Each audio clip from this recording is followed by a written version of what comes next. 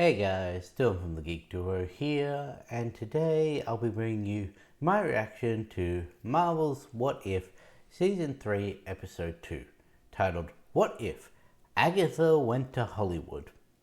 Hollywood film star Agatha Harkness has a new co-star in Howard Stark's first production. So for all we know, this did happen in the mainline MCU because this is long before we meet either of the characters in the thumbnail. And I don't know, Howard Stark very well could have made some movies between his role in founding S.H.I.E.L.D. So who knows? Maybe this could be a what if from the mainline. But yeah, the thumbnail is Agatha and Kingo.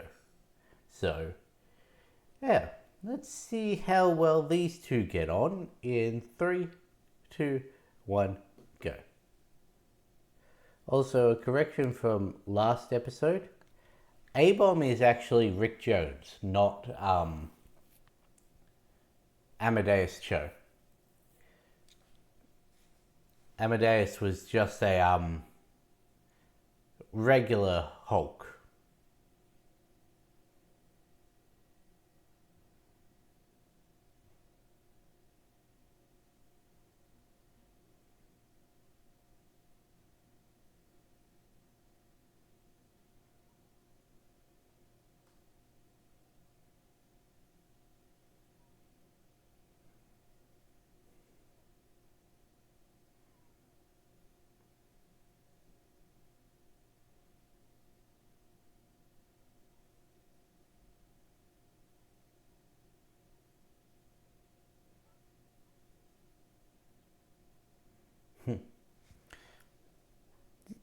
Yeah.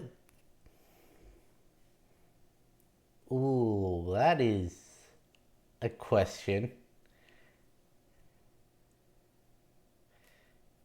How would that work?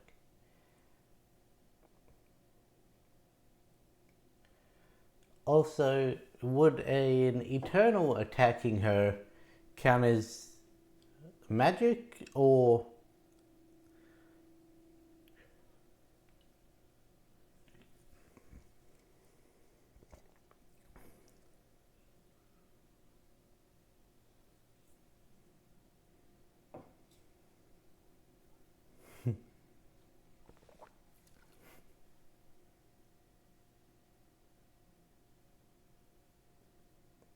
Ah, 5 times? That's nothing.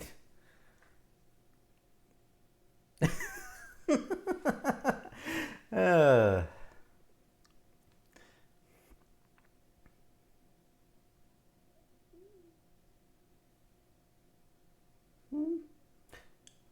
that's a fair point.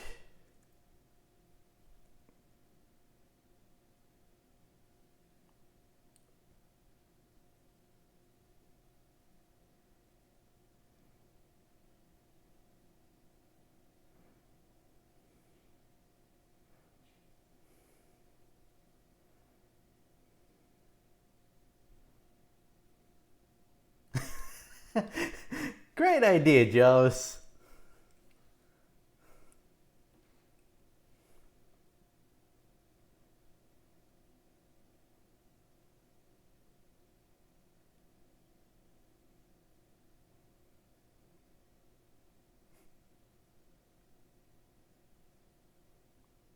You know, back in this time, I would have thought that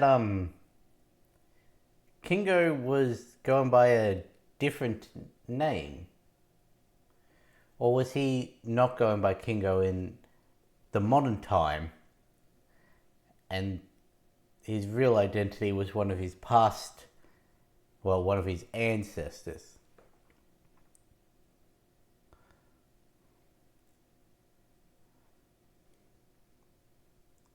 Also, I've seen someone say that when a character is brought into this, it usually means that they've got some future working with Marvel, and they want you to remember that character exists.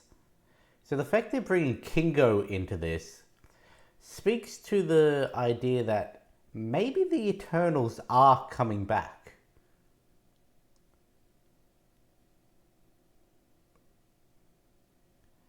Because I forget, was he one of the ones that stayed on Earth at the end of that? Or did he go up with Erisham, or was he part of the third group?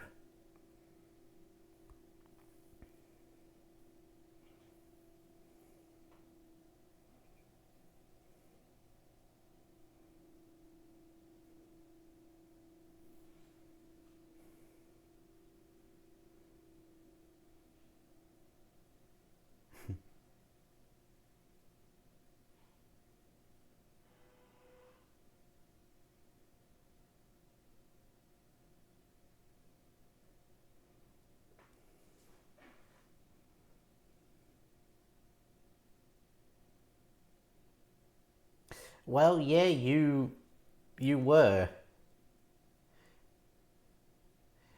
So I've got to wonder. The reason he joined is because she knows about the Eternals and he's trying to figure out how? Or is he just wanting to be a part of this big movie? Oh no, he knows that Agatha is an issue for.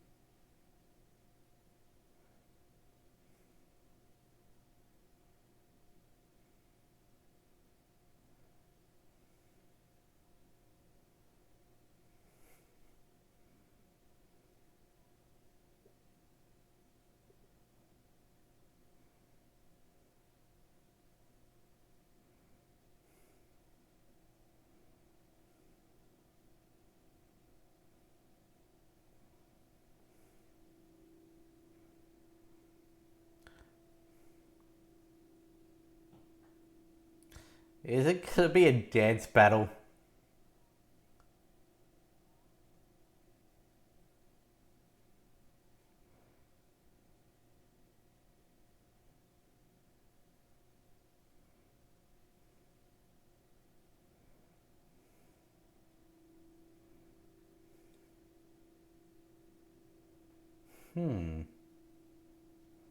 Yeah, she's gonna try and siphon a bit of Kingo's power.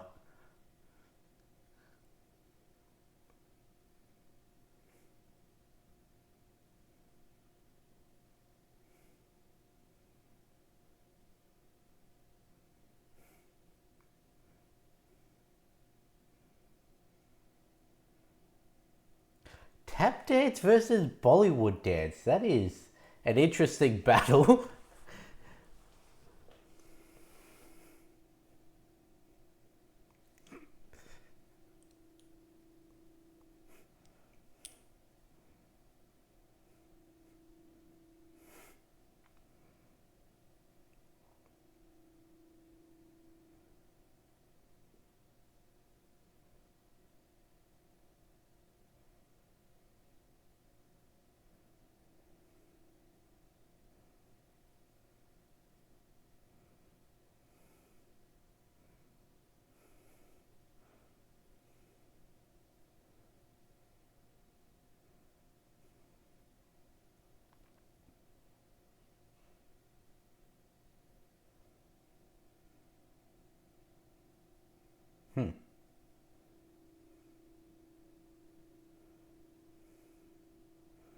Honestly, I'd probably watch this movie.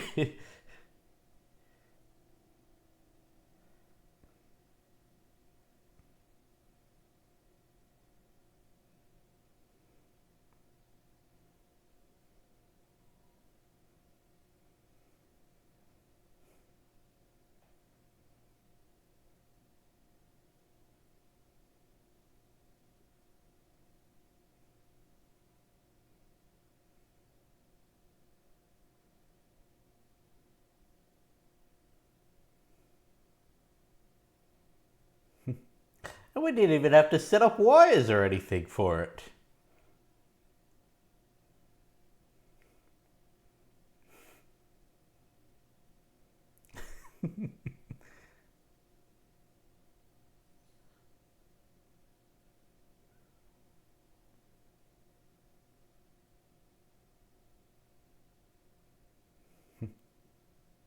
They did ask if improvisation.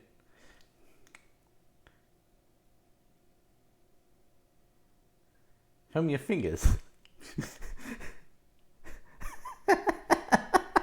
Even his dances.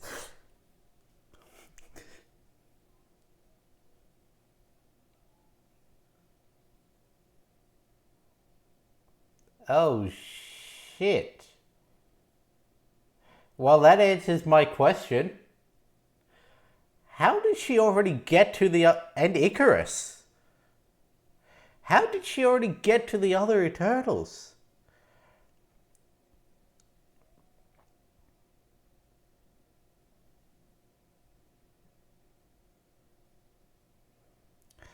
All that's left is Sprite and Cersei.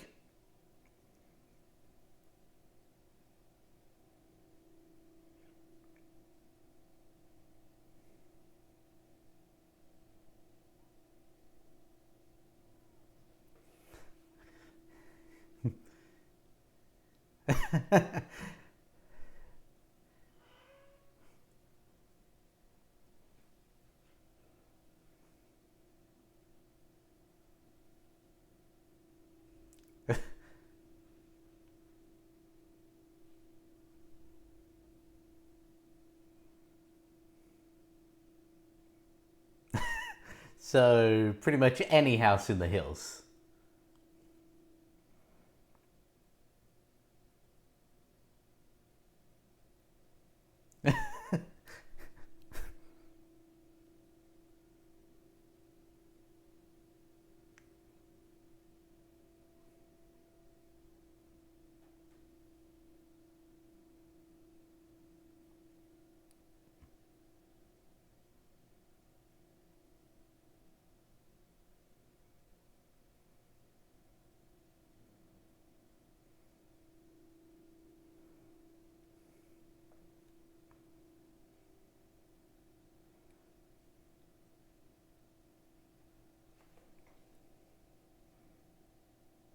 There's also, what was Salma Hayek's character's name?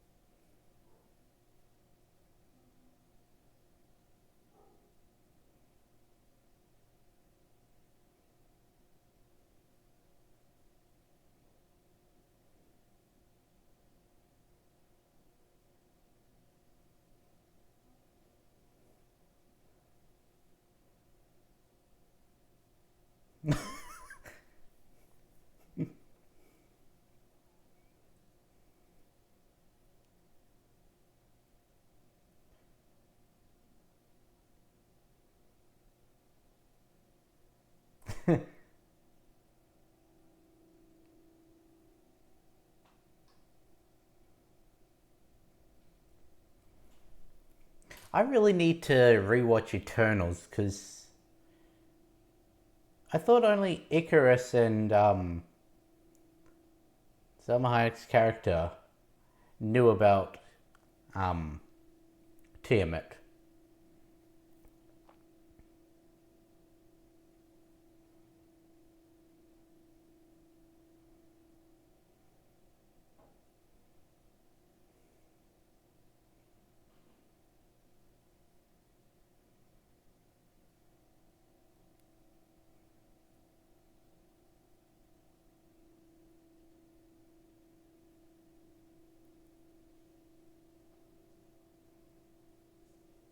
Well, that's exactly what she's planning to siphon.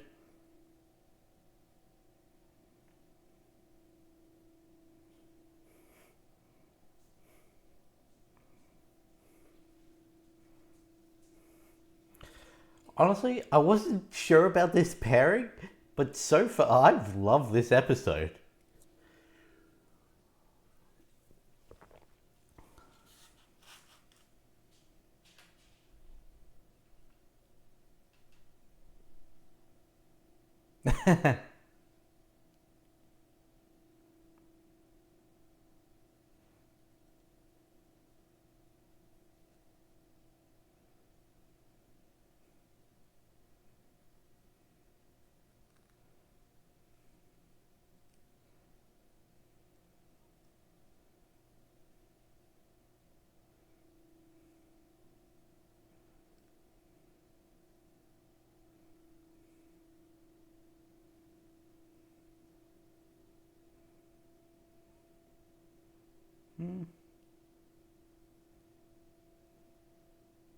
Uh, Actual dark magic?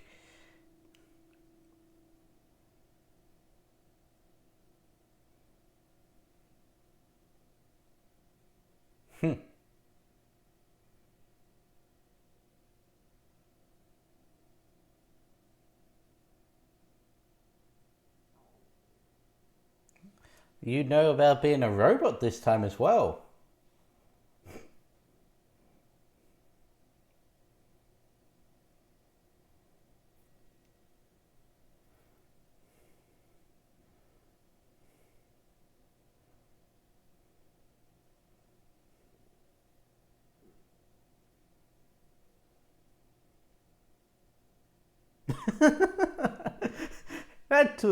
That was surprisingly straightforward.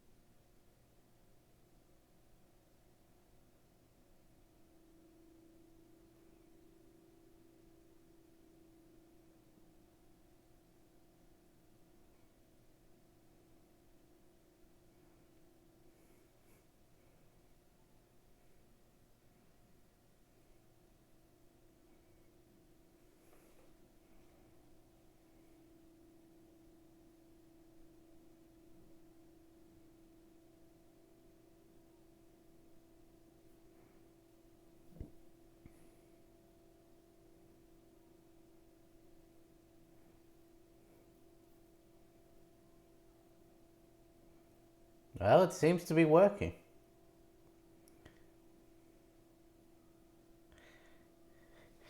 So, here's the question: if she's able to siphon the Eternals' powers and they survive it, is that because of them being robots, or is it because of it not being witchcraft?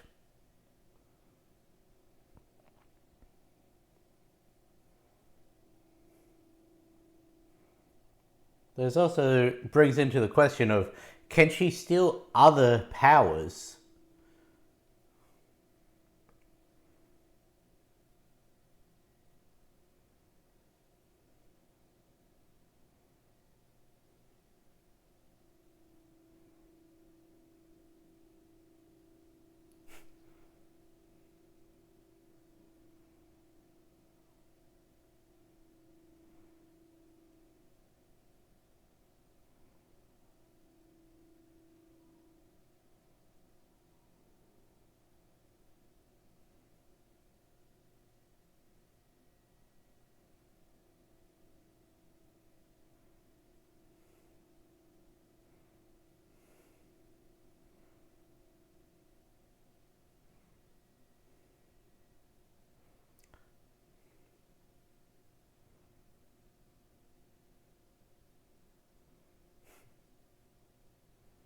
Sky Goddess Agatha Harkness.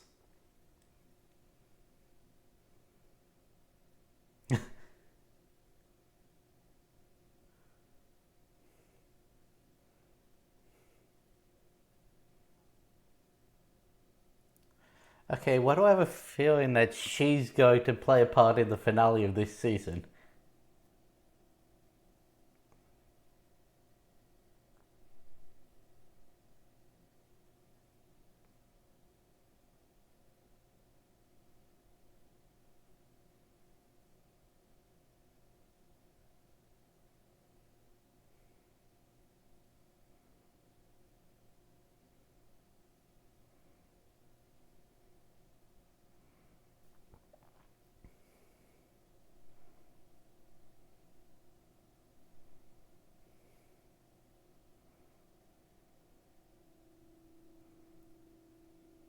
Oh.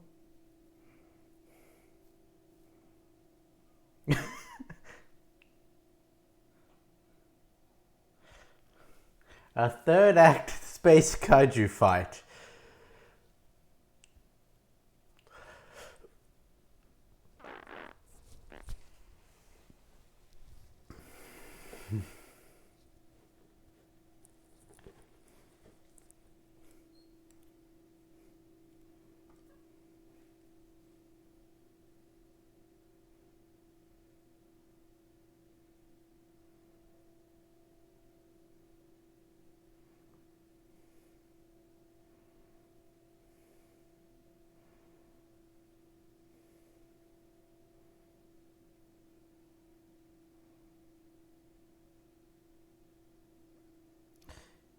She's creating runes.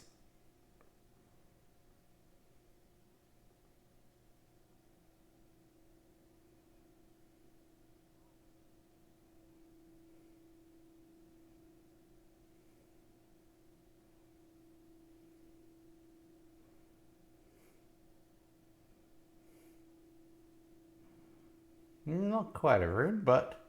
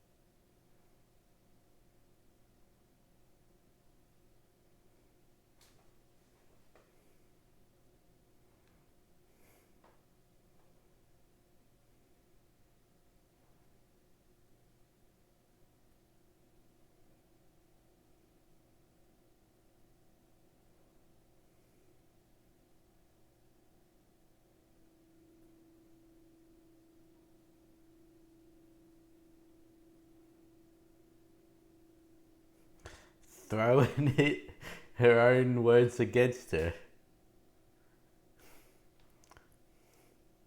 Well, argument against her, but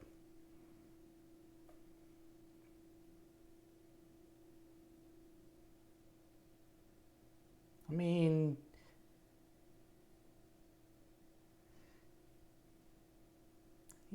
I think he's the only one who can.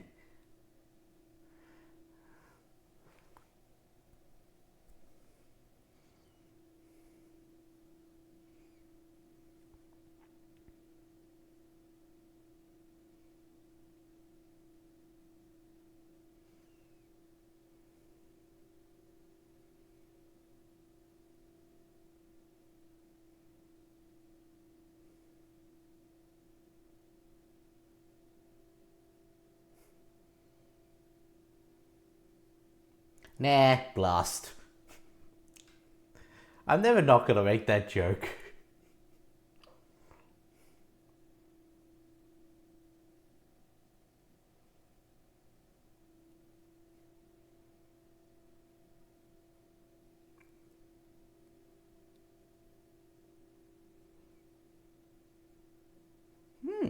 Interesting.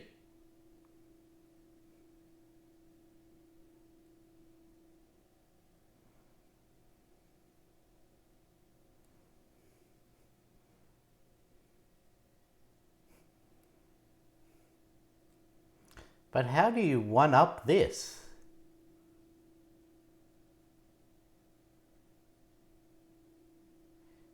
Ajax.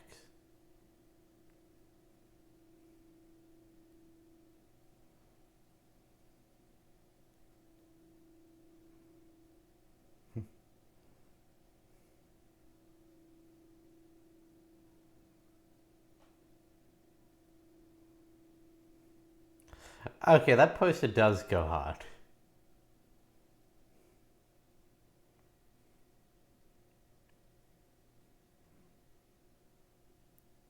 I actually forget, what is Ajax power? I know Sprite was the illusion she brought up.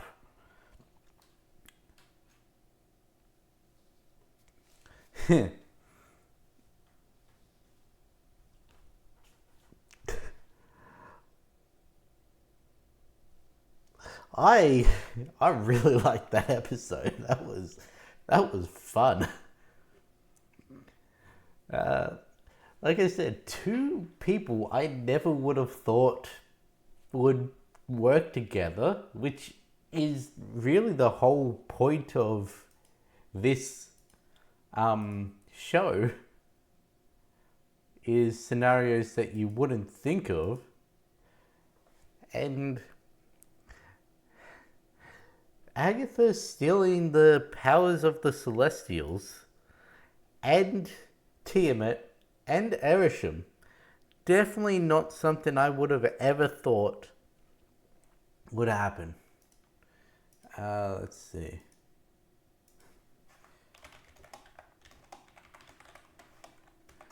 Because I know Agatha and Kingo were played by Catherine and Kamal,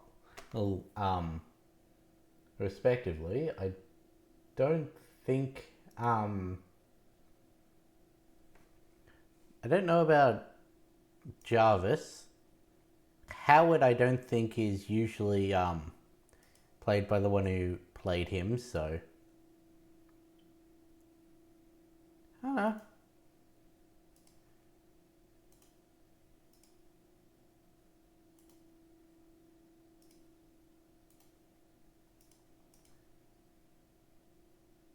No, they actually got the Howard Stark from the first Avenger.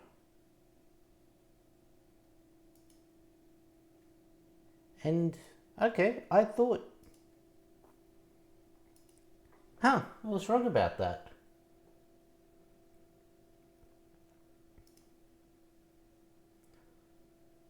I guess they got him in for the last one that he showed up as well. Okay.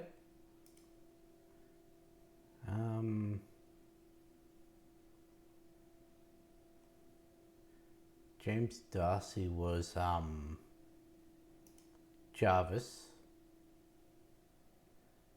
and was playing Jarvis in Endgame and Agent Carter. Yep, so that's correct. They got Erisham back.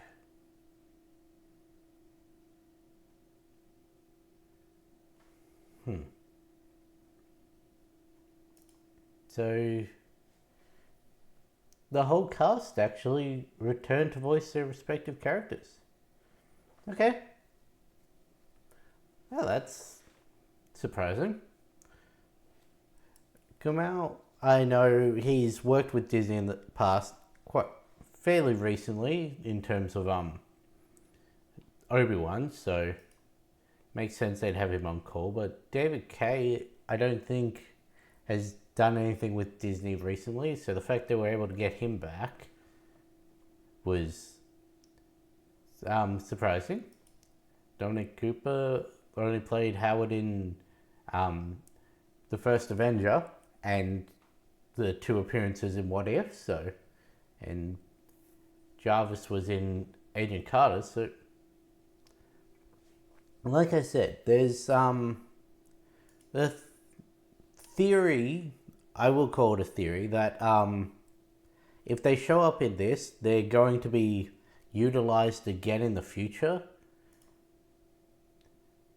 I guess the argument might not stand for Howard Stark and Jarvis because, well, I don't know if we're going to be doing a time travel thing again in the next Avengers, but hell, there could be a universe they travel to during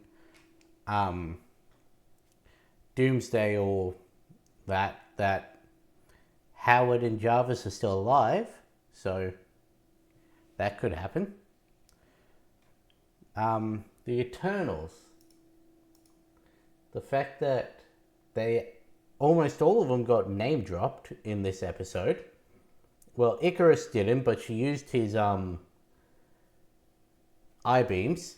Sprite didn't, but she used her illusions. Arishem, Kingo were directly seen. Athena, I'm looking on the names that were actually said in this episode. Makari,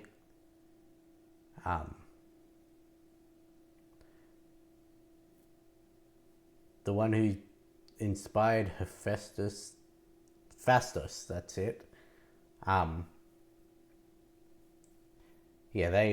It could be that the Eternals are coming back. I know Agatha Harkness is, so I will say, I don't think Eternals was that bad. I think it should have, for once, that was a movie that should have been a series. But, yeah. I reckon the Eternals deserve to come back.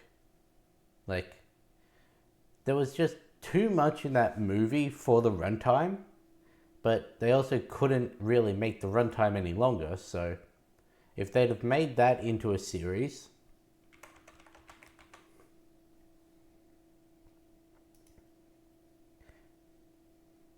because, yeah.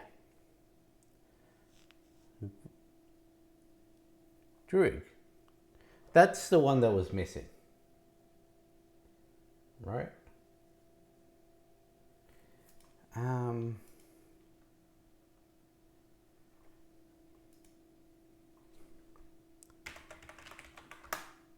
Eternals. There were 2 Eternals that weren't mentioned. So I need to go back and... Cersei wasn't shown. There was no, like, transmutation or anything. Gilgamesh, Phastos, Makari, Druig, Ajax, Kingo, Athena, Icarus. Because it was Gilgamesh who had the strength-based one. Phastos was the creating things. So, which one did? Because we know she had Gilgamesh's power. I think he's actually the one that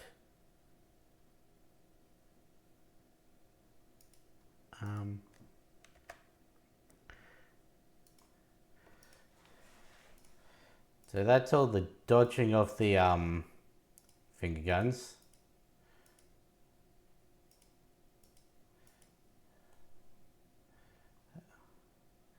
And then it's like Cersei's Athena's powers, Makari's, Gilgamesh. She does say everyone else's, so we don't have any mind control. We don't have any like weapon creation. I don't know why I have to do the hand motion for that every time. and we don't have any transmutation. So there's 3 Eternals that aren't like referenced or alluded to at all in this. Well, what was Ajax's powers?